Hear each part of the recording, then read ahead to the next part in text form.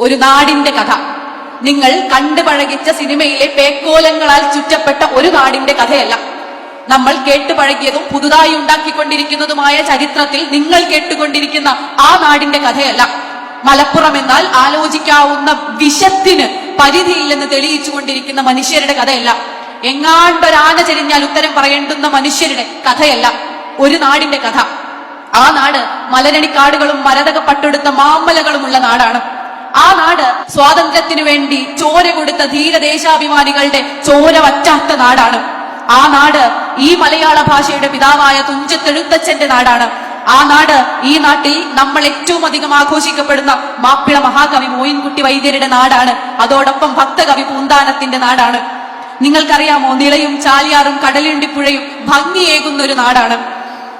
ഈ നാട്ടിലാണ് ആഴ്വഞ്ചേരി തമ്പ്രാക്കളും മഖദും പള്ളിയും ഉള്ളത്. ഈ നാട്ടിലാണ് ഇടശ്ശേരിയും ഉറൂബും നന്ദനാരും ഗോവിന്ദനും ചെറുകാടും ഉള്ളത്.